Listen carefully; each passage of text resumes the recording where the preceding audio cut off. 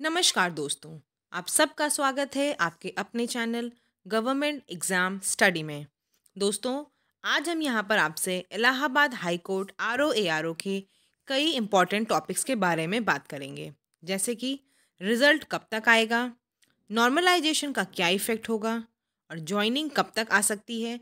इन सब टॉपिक्स पे हम डिस्कस करेंगे। तो देखिए दोस्तों, अंत तक बने रहिए। नॉर्मलाइजेशन का क्या इफ़ेक्ट होगा, उसके बाद आपकी कट ऑफ कितनी जा सकती है, इन सारी चीज़ों को हम डिस्कस करेंगे। अगर आप दोस्तों इस चैनल पे पहली बार आए हैं तो चैनल को सब्सक्राइब करना बिल्कुल भी ना भूलिएगा। देखिए दोस्तों, कई कैंडिडेट्स ने पूछा था कि प्रोसेस क्या होता है। तो अभी देखिए दोस्तों, क्योंकि इस बार आपके ऑप्शंस में बहुत मिसमैचिंग है। आपको पता होगा, आपने ऑब्जेक्शंस भी फाइल किए हैं। कई कई पेपर में तो 11-11 क्वेश्चंस में लोगों ने फाइल किया है ऑब्जेक्शन। तो अभी देखिए दोस्तों, पहले तो रिवाइज आंसर की आएगी। आपकी रिवाइज आंसर की आने के बाद रिजल्ट का डिक्लेरेशन होगा। रिजल्ट डिक्लेरेशन होने के बाद आपको कुछ दिन का टाइम दिया जाएगा, फिर आपका डीवी होगा, यानी कि डॉक्यूमेंट वेरिफिकेशन। ठीक है। उसके बाद आपका सबसे लास्ट में आपको जॉइनिंग लेटर मिलेगा। प्रोसेस आपको ज़्यादा दिख रहे हैं। हो सकता है, ये हो सकता है इस बार आपका चुनाव है और दूसरा आपका कोरोना का जो तीसरा वेरिएंट आ गया है, उसकी वजह से हो सकता है थोड़ा डिले हो जाए। अदरवाइज़ इलाहाबाद हाई कोर्ट का भी मैं आपको पूरा एनालिसिस दिखाती हूँ। 2018, 2019 इन सब में परीक्षाएं जबकि ऑफलाइन होनी थी, 2-3 स्टेजेस थी, उसके बाद भी एग्ज़ाम का रिज़ल्ट, अपॉइंटमेंट सब एकदम टाइम से आया। देखिए दोस्तों, एक बात और आपको बताना चाहती हूँ कि यहाँ पर क्या है, जितनी वैकेंसी होगी उसके अगेंस्ट सिर्फ एग्जैक्टली उतने ही कैंडिडेट्स बुलाए जाएंगे। जहाँ भी जो भी चीज़ आपको दिखा रही हूँ सब ऑफिशियल साइट से ली गई है। ये दोस्तों 2018 में एआरओ का एग्ज़ाम हुआ था, उसमें 277 कैंडिडेट्स का सिलेक्शन होना था, क्योंकि 277 ही कैंडिडेट्स की वैकेंसी भी आई थी। तो आप देख रहे होंगे 10 मई 2019 को ये आपको डीवी के लिए बुलाया गया था। ठीक है। देखिए, इन्होंने 4 शिफ्ट में एक आपको बुलाया था। जो बुलाया गया था पहला है, देखिए, सीरियल 1 टू 70, 27 मई 2019 9:30 बजे। 71 से 140 70 कैंडिडेट फिर से, वो भी 28 मई को आपका 9:30 बजे। 141 से 210 रोल नंबर था, 70 कैंडिडेट फिर से 29 मई को। और 30 मई को 67 कैंडिडेट 211 से 277 तक के सीरियल नंबर को बुलाया गया था। तो आप देखिए दोस्तों, यहाँ पे एक बात फिर से बता दूँ, डीवी जितनी आपकी वैकेंसी होगी उतने अगेंस्ट सिर्फ उतने ही कैंडिडेट बुलाए जाएंगे। ठीक है। कई एग्जाम्स में ऐसा क्या होता है, डीवी के बाद भी छांटते हैं या फिर वेटिंग लिस्ट रखते हैं, लेकिन इलाहाबाद हाई कोर्ट में ऐसा कुछ भी नहीं होता है। जितने कैंडिडेट्स को डीवी के लिए बुलाया जाएगा उसमें एक दो ऊपर नीचे हो जाते हैं, अदरवाइज एज इट इज़ ही बुलाए जाते हैं। ये देखिए दोस्तों, 10 मई है, 10 मई को डीवी कराया गया। ठीक।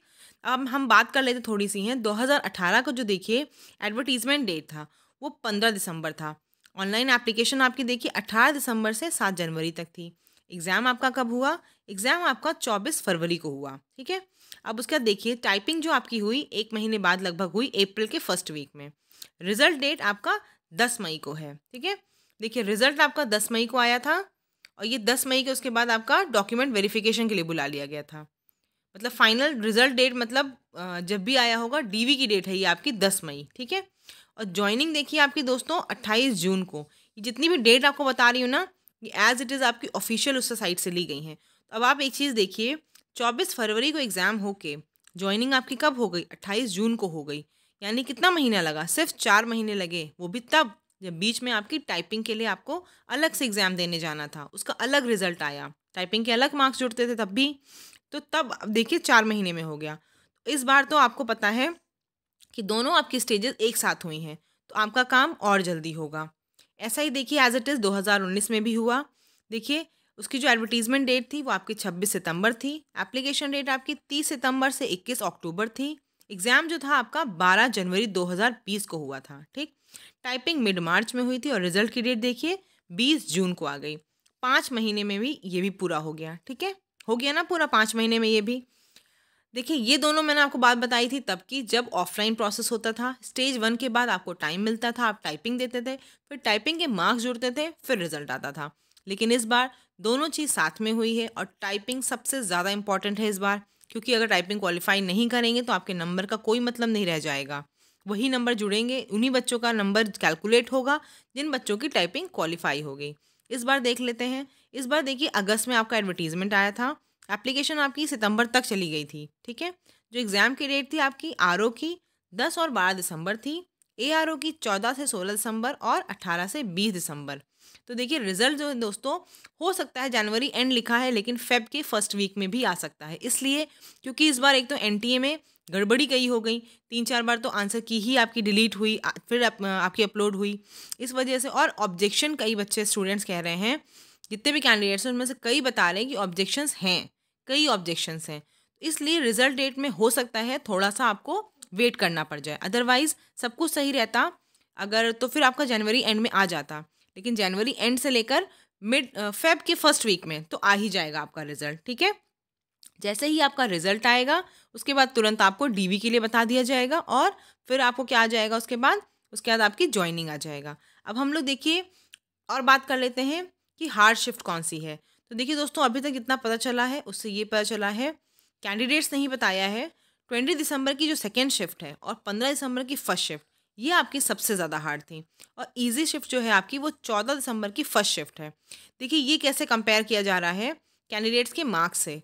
14 दिसंबर की जो फर्स्ट शिफ्ट है ना, उसमें कंपैरिजन अगर आप करेंगे तो काफ़ी कैंडिडेट्स के 170 प्लस 165 से प्लस नंबर हैं, और बाकी किसी शिफ्ट में आप देखेंगे तो वहाँ पे कैंडिडेट्स के नंबर 140 50 से 155 तक ही गए हैं।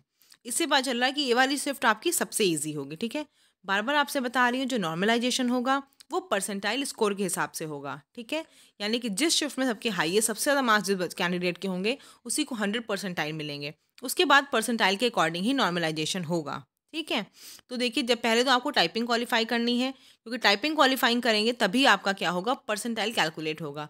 जो भी कैंडिडेट टाइपिंग नहीं क्वालिफाई करेंगे उनका परसेंटाइल कैलकुलेट भी नहीं होगा। रॉ मार्क्स सबके आएंगे लेकिन परसेंटाइल सिर्फ उसी का कैलकुलेट होगा जो कि टाइपिंग क्वालिफाई करेगा। तो देखिए दोस्तों, अभी हम जो अपनी कट ऑफ है उसमें कोई चेंज नहीं करेंगे जब तक कि आंसर की रिवाइज नहीं आ जाती। जब आंसर की रिवाइज आ जाएगी तब हम अपना नंबर चेंज करेंगे, तब नॉर्मलाइजेशन का इफेक्ट डालेंगे।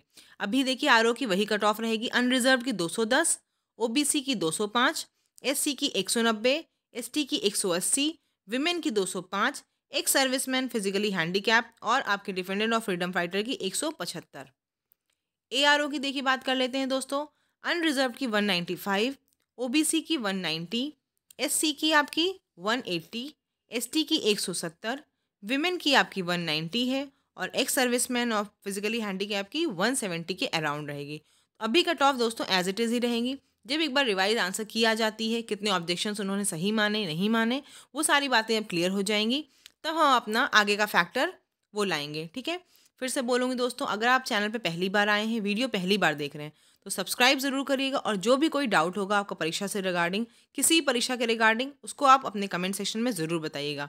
अब नेक्स्ट वीडियो में हम लेकर आएंगे आपके लिए कि आपको हाई कोर्ट में जाने के चाहिए क्या डॉक्यूमेंट आपको चाहिए होंगे, वो लेकर आएंगे। धन्यवाद।